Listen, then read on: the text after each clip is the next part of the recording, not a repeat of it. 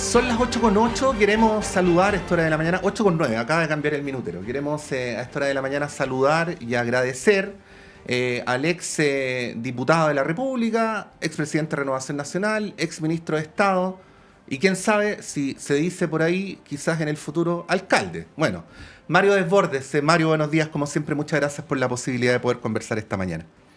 Muy buenos días, Patricio. Gracias a usted. Sí, sí, pues bueno, partir preguntándole, quizás por esto que ha generado tanta repercusión en los últimos días, ¿cuál es la mirada que tiene sobre las filtraciones de la PDI al abogado Luis Hermosilla, de lo cual además se empieza a vislumbrar una vinculación con el entorno del gobierno del expresidente Piñera? Deme un segundo porque le escuché atento la editorial que estaba haciendo. El modelo de desarrollo de economía libre mercado no debería aceptar, por ejemplo, los monopolios, las integraciones verticales, los abusos de posición dominante, que en Chile algunos entendieron que era parte del modelo, incluso empresarios, ¿cierto? Incluso centros de pensamiento que están más por el laissez-faire, por el modelo manchesteriano, donde efectivamente el Estado no se mete y pase lo que pase, una ley de la selva. El modelo, en estricto rigor, de Hayek, por ejemplo, es un modelo en donde no se deben permitir esas distorsiones o atentados contra la libre competencia. Y uno de los atentados contra la libre competencia es el dumping. Es cuando, por ejemplo, hoy día en China subsidian a sus acereras y además son estatales. Esta historia de que hay empresa privada en China no es cierto. Son estatales y por lo tanto hay una competencia desleal. Respecto de Huachipato, de CAP, el problema es ese. Si estuviera compitiendo en igualdad de condiciones, ahí tenemos un problema porque acá se paga una remuneración muy distinta de las paupérrimas remuneraciones que se pagan en China.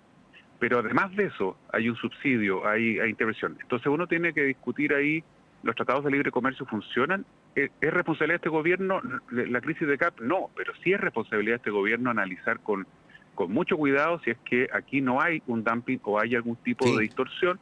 Y eso la verdad que había una crítica transversal al ministro Grau. Se hizo ese análisis, me encantaría escucharlo, o sea, se revisó, se analizó y ya hasta el minuto no hemos visto una respuesta. Mire, sí analizamos y no hay nada. O sea, efectivamente las acereras chinas están funcionando perfecto, están pagando rentas normales, no hay trabajadores que duerman debajo del mesón y por otro lado no hay subsidios estatales a las... Y por último, dejar abierta una cuestión. Yo no soy libre mercadista puro y duro, eso es evidente por todo lo que he hecho en política. Sí.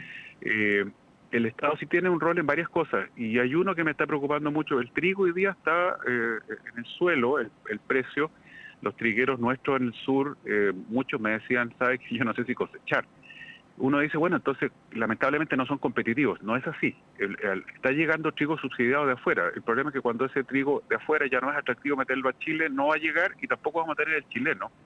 Y uno tiene que tener cuidado porque un país tiene que tener autonomía alimentaria. Y si un país es productor de trigo y deja que su agricultura triguera sea aplastada por subsidios de afuera y después la termina matando, el día que tú necesitas tu propio trigo no lo vas a tener.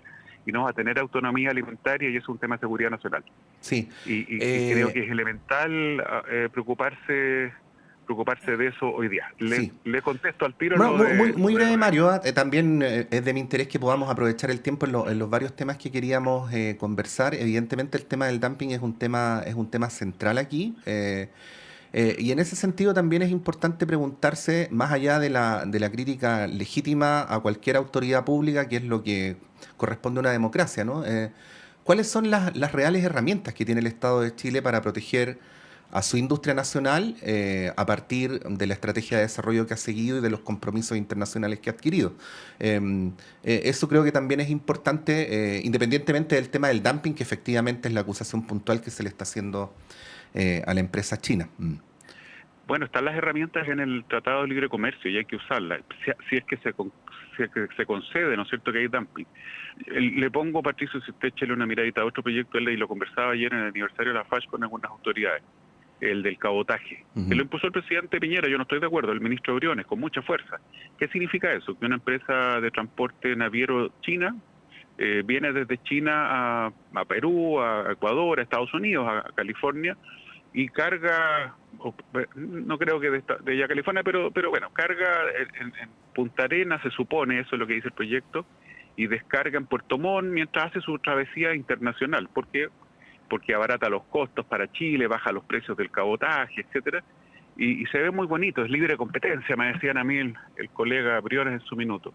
Claro que suena bonito, pero resulta que si el empresario chino, o de donde sea, no solamente chino, cualquier empresa de transporte naviero internacional, gigantesca, son monstruos enormes, al principio dice, sí, yo cargo en Punta Arenas y descargo en Puerto Montt, en San Antonio, y por lo tanto hago más barato el flete dentro de Chile.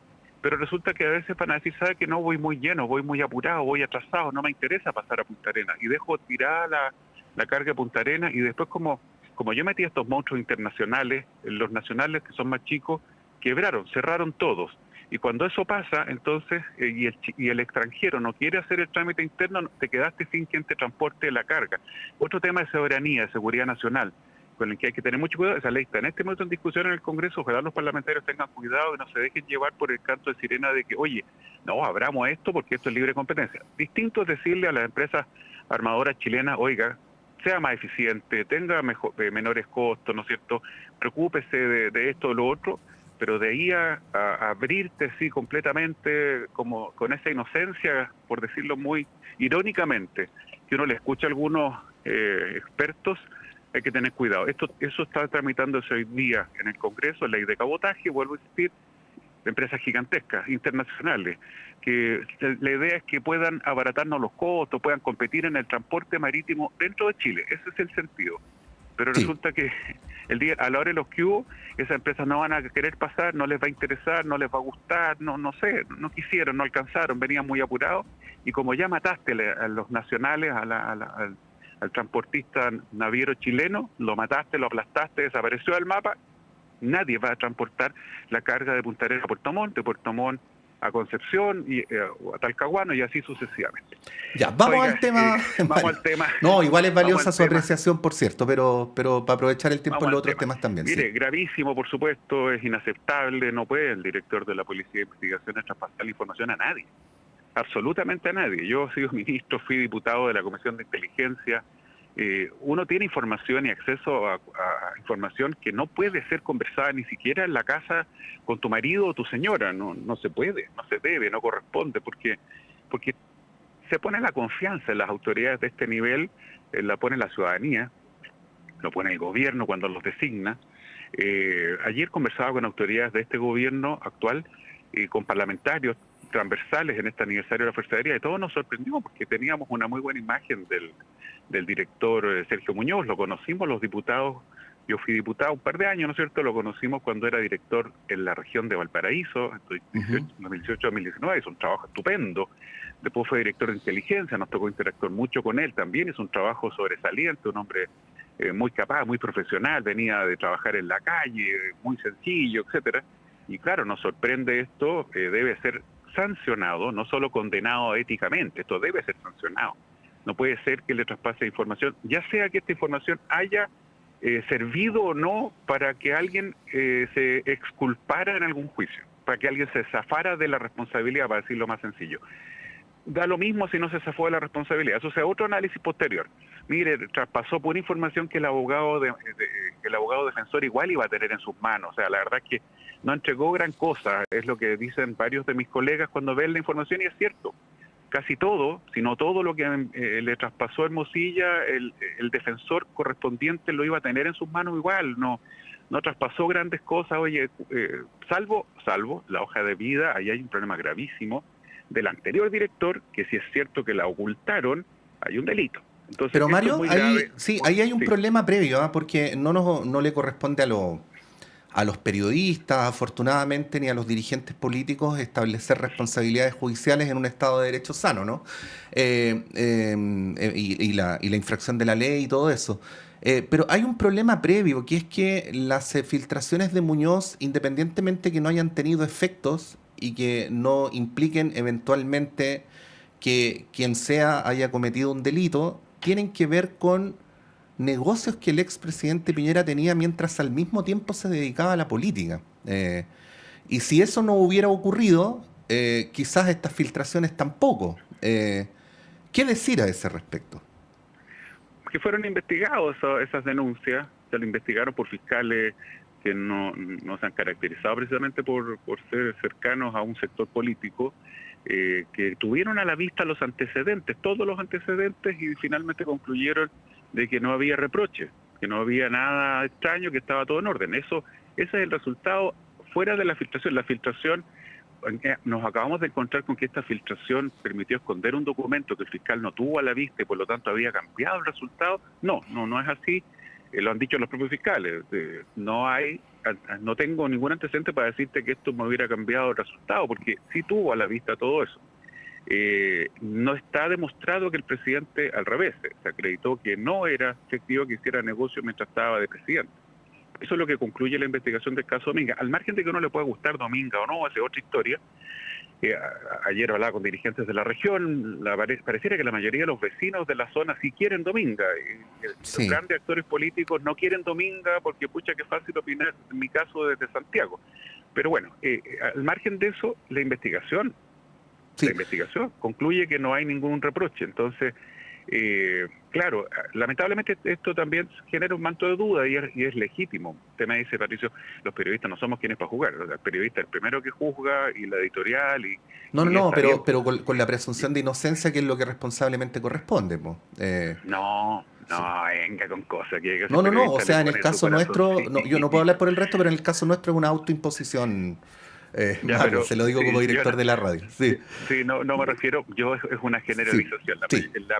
Así como el abogado o el político también habla desde su lugar, ¿cierto?, en este mosaico que es la sociedad, lo mismo pasa con el periodista. Está bien, si eso es normal, pues si no nadie es 100% pero Mario, a ver, saquemos el tema de lo judicial y vamos a lo estrictamente político, porque el expresidente Piñera falleció hace poquito más de un mes, de una manera repentina y trágica, y eso abrió el gran debate respecto al legado del, comillas, piñerismo. Que no sabemos muy bien tampoco qué significa eso, ¿no? Si es un cuerpo de ideas, si es una tendencia. Pero a ese respecto, ¿no? Porque una de las preguntas que aparecen a propósito de los eventuales cuestionamientos a Andrés Chadwick y quizás a otros dirigentes que puedan aparecer después es ¿en qué pie queda ese legado?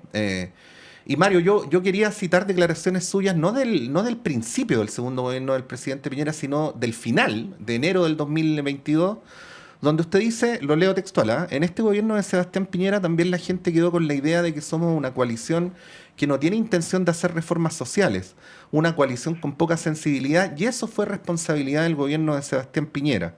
Luego dice, el presidente Piñera jamás se preocupó de potenciar liderazgo, no hubo ninguna generosidad. Y adicionalmente dice que durante el gobierno del presidente, del cual usted en un pedacito fue parte como ministro de Defensa, hubo un economismo excesivo. Esto es textual, ¿no? Bueno, ¿qué diría ahora en marzo del 2000? Sí. Mantengo los dichos, no ha cambiado. Cuando fallece el presidente uno alude a todo lo positivo, que no se trata de canonizar a alguien, sino que destacar los aspectos positivos, dejar atrás las rencillas. Yo mantuve la distancia con él hasta el último minuto. Sí, hablé con él varias veces, porque me encontraba con él en actividades públicas. La última fue la despedida del Contralor en su ceremonia de término de periodo, el Contralor Bermúdez. Ahí le dije me reclamó que yo decía que quería ser candidato, yo le dije que no le creía para nada, se reía, bueno, fue cordial la conversación, pero yo siempre mantuve mis dichos. El legado que yo quiero, ¿cierto?, del presidente Piñera, y es cierto que él lo planteó, y esta parte es correcta, una centro-derecha más democrática, una centro-derecha que respeta y valora los derechos humanos, una centro-derecha a la que el móvil va y homenajea, y dice, ¿sabe qué? Nosotros las minorías sexuales en el gobierno de Piñera hemos tenido los mejores momentos, y enumera los proyectos de ley que otros gobiernos de izquierda progresistas no priorizaron. No solo, porque usted me dirá, es que no estaban los votos. No, sí estaban los votos y de sobra, pero no lo quisieron hacer. En el gobierno de Piñera sí se hizo, y se hizo la PGU, etcétera.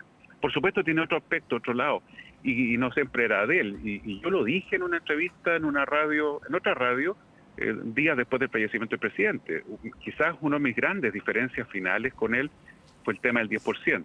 Yo me abstuve en la primera votación, yo le dije, presidente, por favor, ponga más plata a la ciudadanía, un más bono, la verdad que lo que está poniendo sobre la mesa no sirve de nada para el vecino. Y yo fui a ver a personas que estudiaban en el liceo donde yo estudié en su minuto, el liceo 109 de la Comuna del Bosque, hoy día Juan Gómez Villa, y no tenían para comer. Entonces le digo, presidente, este bono no alcanza. Pero tenías al ministro Briones y al ministro Blumel, que claro, con una poca conexión con lo que pasaba con la ciudadanía clase media para abajo, que decían que las 60 lucas eran más que suficientes.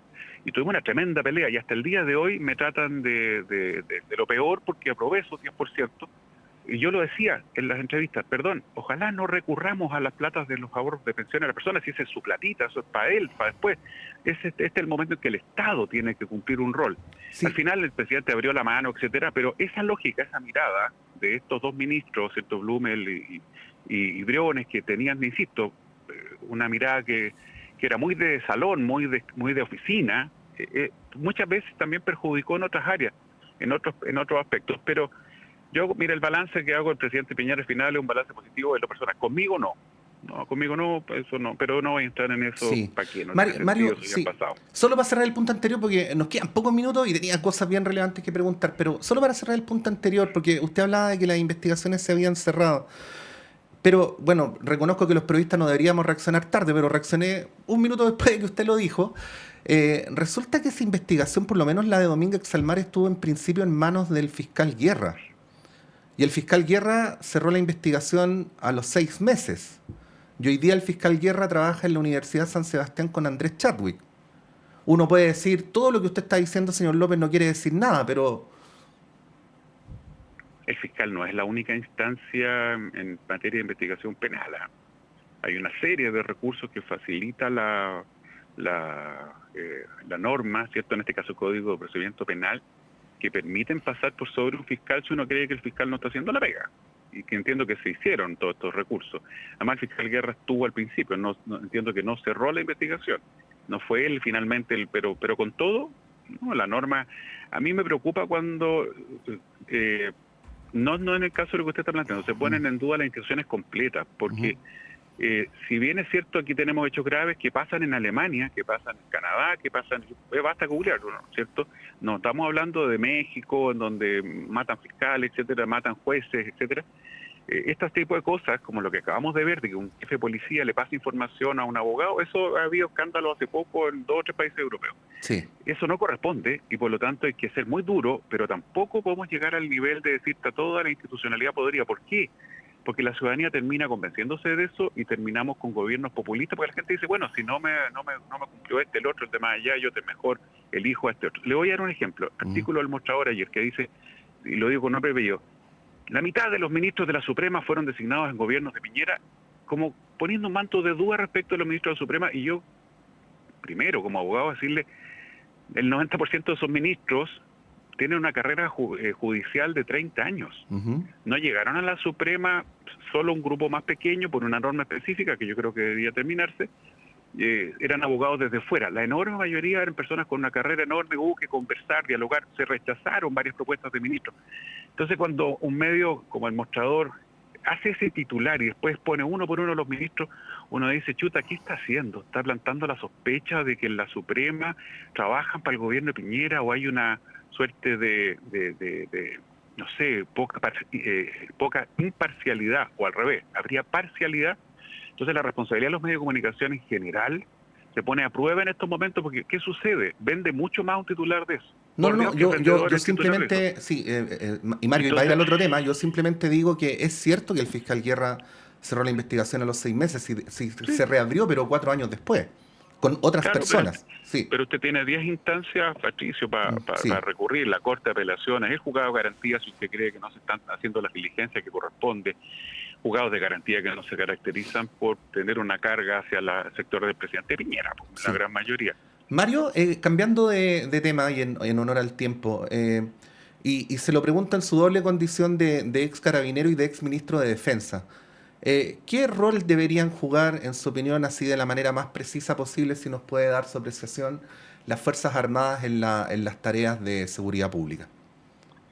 Como regla general, ninguno. Ya. La regla general debería ser que las Fuerzas Armadas no son instituciones que usted destina a combatir el delito.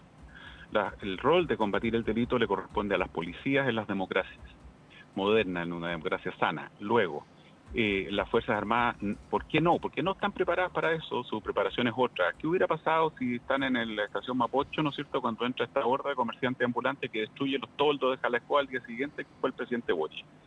El militar tiene un fusil modelo Galil, marca Galil, hecho con Chile bajo licencia israelí, que tiene una munición 5.56 que tiene un alcance de más de 1 kilómetro, o sea, a 20, 30 cuadras. Usted lo dispara en la estación Mapocho, ahí en la estación Mapocho, y en las rejas con la Alameda mata a una persona, pero con cero problema.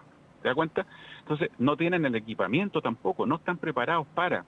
Y lo más importante para mí, dejan de cumplir su rol normal, el habitual, o sea, dejan de entrenarse para defender nuestra soberanía. Ahora, en casos extraordinarios, ¿las democracias recurren a sus Fuerzas Armadas? Sí, lo hacen. Y usted va a Roma ahora, y va a París, y va a Bruselas, y encuentra militares en las estaciones del metro, en la entrada de los principales museos, en los lugares de afluencia de mayor cantidad de turistas, porque están ahí para enfrentar una amenaza terrorista del terrorismo islámico. Y las democracias recurrieron a ellos, los entrenaron de manera especial, pero no están para orden público.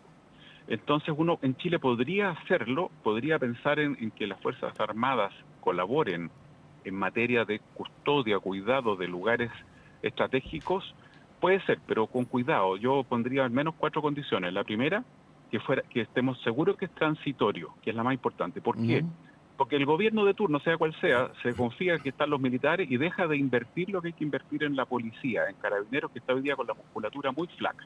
Segunda cuestión que me parece que es elemental, yo le tengo que decir al dueño de ese lugar qué está haciendo usted antes de que yo le ponga militares para mejorar la seguridad. Porque ¿qué está haciendo el dueño del terminal de buses Santiago, el terminal de buses Sur, que los mencionaba el alcalde de Estación Central? El metro se metió la mano al bolsillo, capacitó guardias, tiene guardias hoy día que están de negro, equipo táctico, casco táctico, bastón retráctil, gas pimienta, y están pensados para situaciones más complejas de las que tenía que enfrentar el metro hace unos años atrás. No están en todas las estaciones, ojalá estuvieran en todas. Pero el metro ha dado un ejemplo de cuando el dueño del boliche también se preocupa, no espera que le soluciones el problema poniendo más carabineros, más militares. ¿Qué ha hecho en los terminales de buses? ¿Qué han hecho en los bancos? ¿Qué han hecho? Nada. Seguimos con la misma seguridad que había hace 20 años, no sé. Sí. Y también hay responsabilidad de Carabineros, que tiene atribuciones para hacer eso. Ahí, Mario, sí, no, por favor, sí, adelante. Sí, porque el tercer elemento para mí clave, no puedes meter militares hoy día en una lógica de, a ellos los voy a mandar a un allanamiento con una banda de crimen organizado. Van a ser ellos los que van a entrar a la población o a la calle tanto, a la avenida tanto, a meterse con la banda, porque por favor, eso sí que, ahí sí que no están preparados, y eso sería una locura. Pero además, Carabineros sí está preparado y tiene el GOPE para eso, y la PDI tiene alerta, o sea, hay carabineros y hay detectives preparados, son comandos especializados. Lo que pasa es que tenemos poco, necesitamos más. Eso también es fundamental. Y el cuarto elemento, ¿qué reglas voy a plantearles para que puedan desenvolverse en estos lugares? Y las reglas que está planteando el gobierno a mí no me parecen.